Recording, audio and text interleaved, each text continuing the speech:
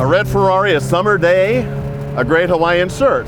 The only thing that's missing is you as a subscriber to the Audrain Museum Network. Come join us. Take us along on your ride. Leonardo Fioravanti of Pininfarina penned the perfect shape for a sports car. Functional and aesthetic in a way that only the Italians and the way only Pininfarina, especially in this period, could do. Everything on the car is so incredibly organic. We haven't yet reached the wedge era, so we're still seeing that sensuous shape from the 1980s in this car, allied to a certain functionality that is absolutely unbelievable. Now, of course, this design became very familiar to people because not only was it used for the 308, but also for the 328, which followed, and of course the mythic 288 GTO. A lot of people say the 288 GTO is less of a car, a supercar, than it might be because it looks so similar to this. However, I think that this is a beautiful design, and therefore the 288 GTO loses nothing for sharing this basic form. And even here in the Spider version, the GTS, the form can still be seen, even though I think, for myself, the GTB, the coupe form, expresses the shape much more dramatically than it does in the Spider. But who can ever lose the opportunity for open air motoring in a two-seat Ferrari?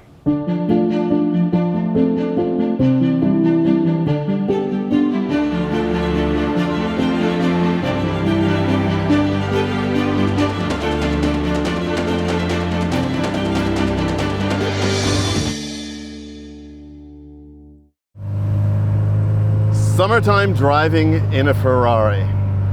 And not just any Ferrari, but one which for many people defines the mark. Now, there are people, of course, who are car enthusiasts who grew up as one of those types, I won't say if I did or not, who at 7 years old could identify every car on the road, make and model and year. But this is a car that defies that rule. There are a few iconic cars that define a brand for the general public, the people who are not people who consider themselves car people.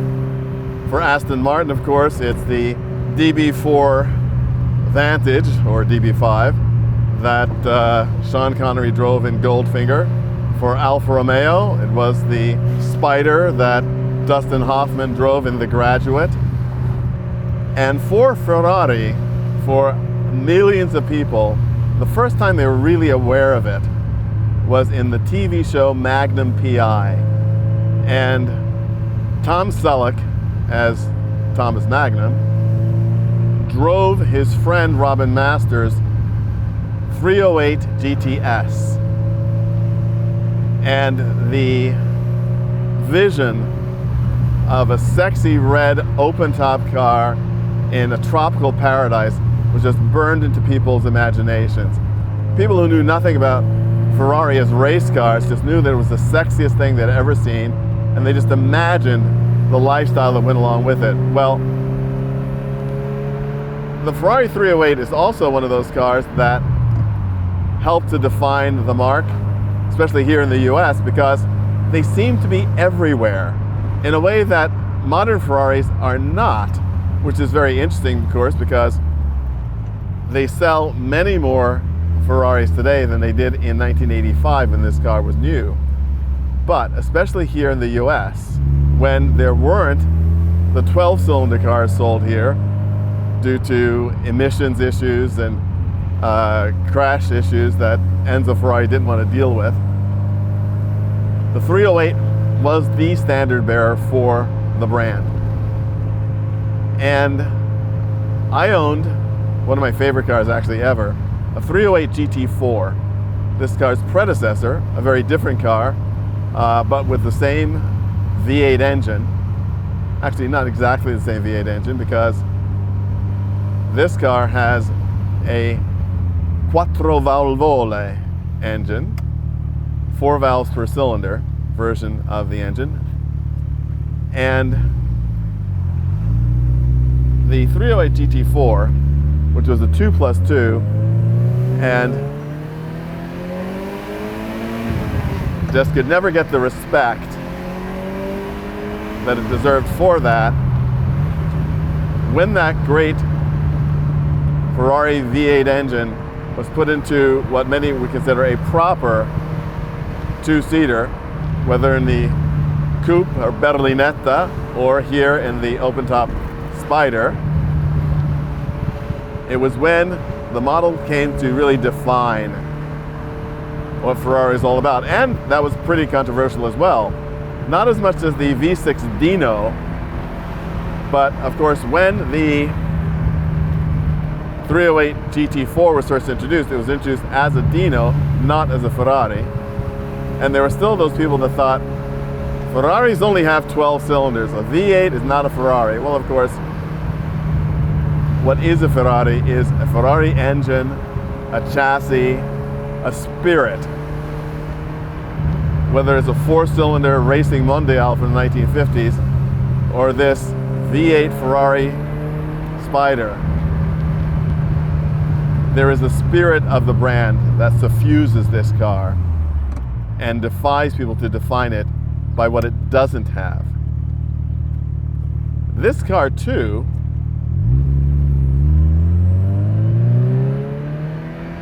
is interesting in as much as this is a European delivery model. And as you can certainly hear from the soundtrack, the European car, it is said, had a bit more power than the American version.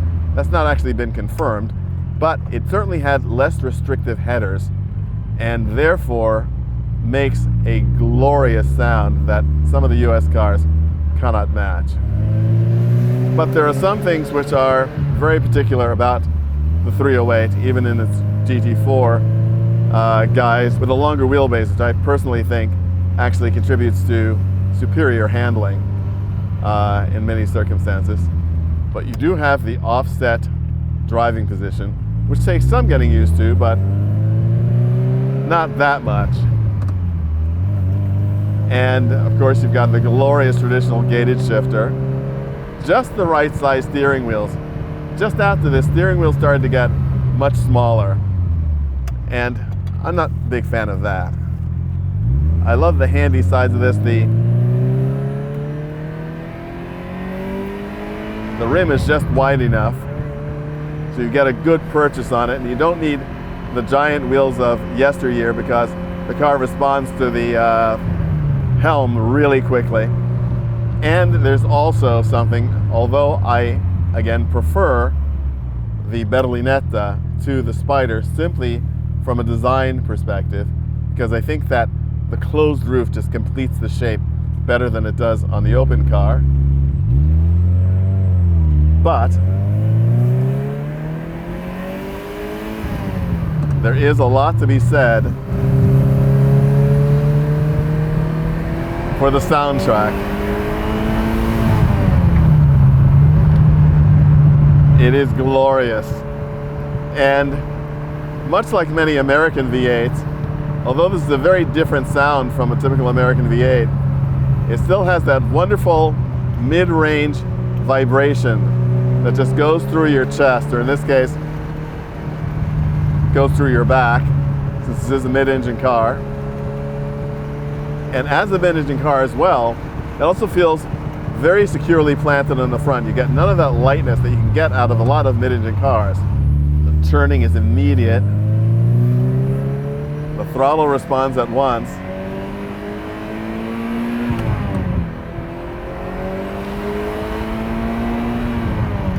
It's just a car.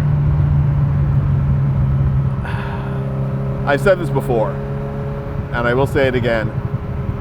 Beside just the mechanical and the aesthetic aspects, there is something still very, very special about driving a Ferrari. There's a spirit to it. There's a spirit to driving a Fiat or a Lancia as well, just as there's a spirit to driving a BMW or a Porsche. It takes nothing away from those other cars, just to say that Ferrari is special. And this Ferrari, which, as I mentioned before, is so incredibly iconic for so many. If you park this car anywhere, people know it's a Ferrari. You can take all the badges off. And when you get the opportunity to sample it, it's also one of those wonderful cars that looks great and doesn't disappoint behind the wheel or under your feet. It's not a race car.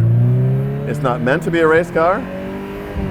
It's meant to be a comfortable, fast, entertaining GT car.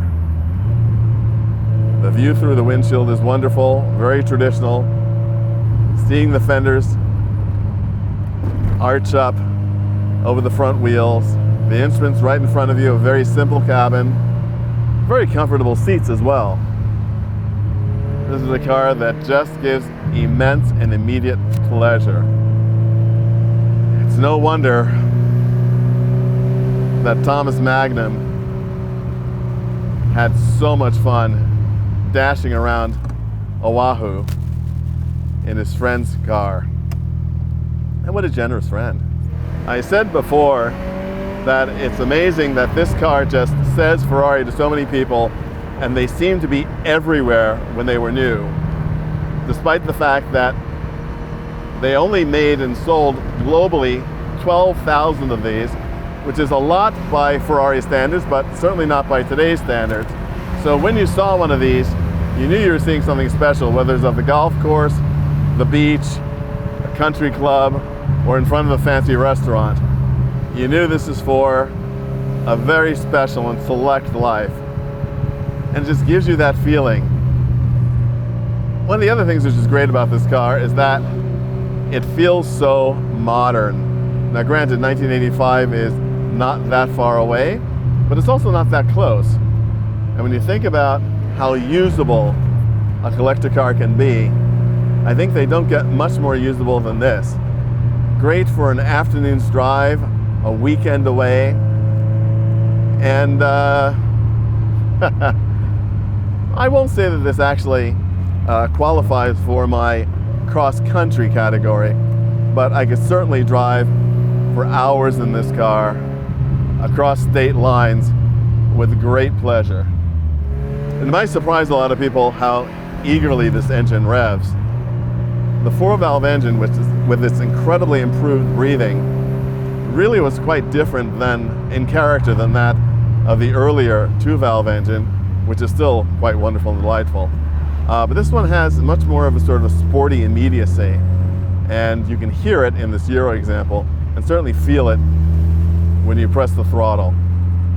There's nothing heavy about this car at all. It feels just substantial enough as it should be. And there is, I've said this before, a lightness about cars of this era that I think is just completely missing today. We have greater safety today, so we won't want to take that away.